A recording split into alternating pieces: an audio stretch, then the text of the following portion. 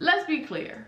Moving in with your partner is a big deal, especially if you're going from living in your parents' home or moving out of your own space. So here are my 5 key tips to think about and prepare for before making that move, because I want to look out for you. I want to know that you thought about these things before you jump in.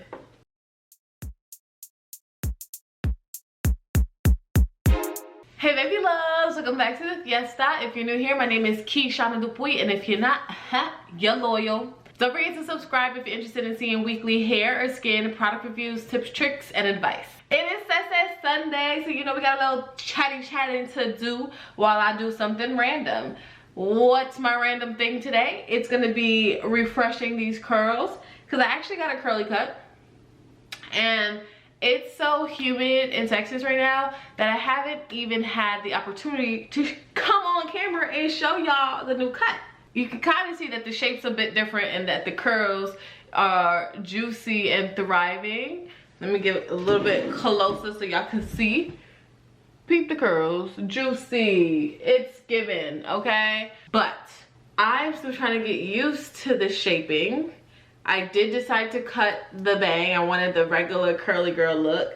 But with shrinkage, this thing is really short. I probably should have told her to go longer so that when the shrinkage happened, it didn't do this. Because right now, I'm not really loving it. So I want to take this time to revive my curls. But while I'm doing that, we are going to be chatting about living/moving in with your partner.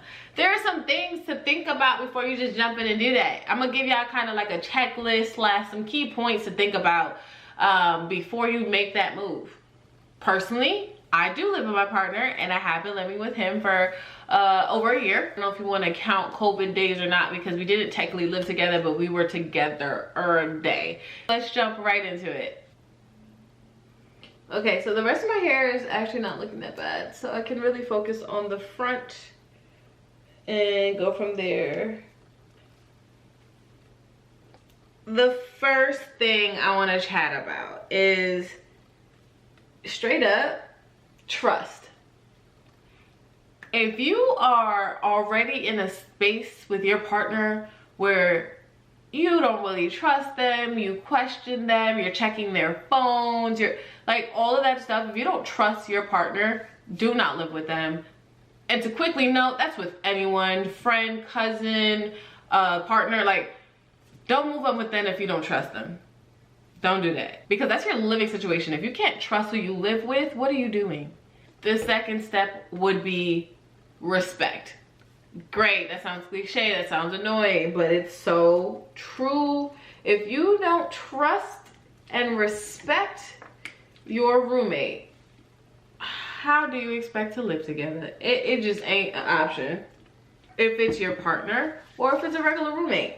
If you don't got these first 2 steps, stop, turn around, and abort the mission. Just simply is not an option for you. Now let's get into the nitty-gritty of things with moving in with your partner, what you should be doing first. Y'all have to have a conversation about this. Don't just get sucked into the excitement of living together and being with each other all the time. There are a lot of different factors to think about, okay? Let's break those down. 1, number 3, you have to have the conversation. You cannot avoid it, okay? I know a friend of mine moved in with her partner out of convenience financially, whereas like me, I moved in with my partner out of wanting to. We had some goals in mind. We want to move in together. We want to be around each other all the time. We were just in a space in our relationship where we knew that this was the next step. Again, I was expedited by COVID. We spent a lot of time together. We just stayed by each other's homes all the time. So it was a very easy transition, but that's not necessarily the case for a lot of people. A lot of people haven't had a quarantine together, you know? So you have to kind of stimulate it. What are the things that we got from quarantine that you need to try to figure out? Can you be around each other every day like that? Where it's not just visiting someone's home, you're like with each other. Have you seen their nasty side? Do they clean? Are you okay cleaning up after them? Decorations. What's your style? What's their style? There are a lot of different things that if you are not living with someone, you will not think about. It's just natural to you, right? Wherever you grew up in, or whatever safe haven you've created in your home, if you're not living with your partner, you may not be thinking about these things. You have to have the conversation.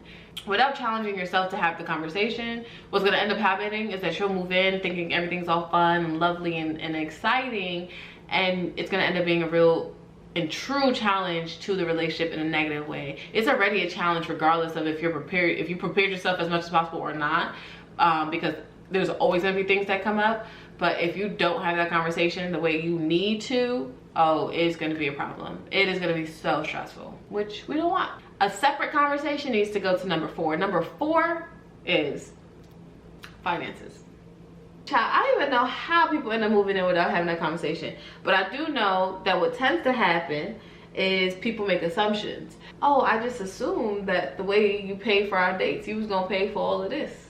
You was gonna pay the rent. You was gonna pay, you know, all of it, majority of it. You can't make assumptions in this situation. Why? Because it's your name on the lease as well. It's your name in this process as well. We can't afford to be confused on who was taking on what type of financial situation we were putting ourselves into. You have to have this conversation. If you are not ready to have a financial conversation with your partner, just filled with honesty about where you are financially, I don't feel like you should move in together, because it just is not realistic to do so without the conversation. Truly, it would be the most, like, it would be such a mistake. Just know that, like, again, your name is on this as well. So if something was to not be paid, not go well, it's your responsibility. So yeah, if y'all not ready to have that conversation financially, if y'all not willing to share and be open and honest and fully understand what's the financial predicament that we're putting ourselves in, who's paying for what, take another step back. My 6th tip is to make sure you guys are both getting what you want. That you're fully discussing what you do and don't like, especially like say you're apartment hunting. Fully discuss per place what you do or don't like. I don't like the price point. I don't like the closet space. I don't like the bedroom. Of course, like, we're not even gonna get into like pickiness and apartment hunting and all that, but for the sake of fully understanding what the other is looking for and what makes them happy, what's gonna make them comfortable, because it's both of your living spaces. I know it's so easy to be like, well, he's not even gonna do this, he's not gonna. Just make sure you understand, make sure you're asking, because it does matter. You both want to feel fully comfortable in the place you're living in. So make sure you're both feeling heard. Make sure you're both agreeing on what and where it is that you're going with. Because it's your home. Here's the shape. Y'all, I'm kind of just cleaning it up at this point. But you see, like, I love the overall shape. It's just the bang sometimes. I don't know how I feel. I can't get into it. Let me know what you think. If you like my haircut, if you think I should go back and get something improved on.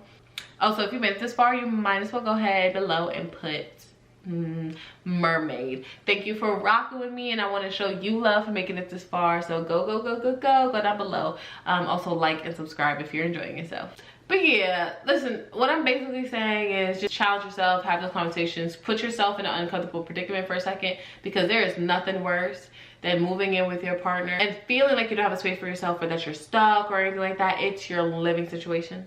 It's your home. It's your private space. When you're having problems in your relationship, usually you can take a step away, you can talk tomorrow, blah, blah. That's no longer. And you just want to know that you're in a space in your relationship where that respect, that love, that trust is all there, and you don't even have to question your living space and how, you know, your comfortability in it. I'm basically telling you to feel secure. But I feel like I said a lot of negatives, so I just wanted to lighten it up real quick. I absolutely adore living with my boyfriend. We are still going nice and strong. We actually just bought a house together, so we're doing it, okay? And I want that for you. I want to know that you guys are with your partners and living your best lives. So that's my tips to you. If you have any questions or more tips to add, go ahead and comment them below. But also, if you have a product request or video suggestion, go ahead and comment those below as well, because if your idea is selected, you will get a shout out. Thank you so much for watching. I'll be back soon. Ciao.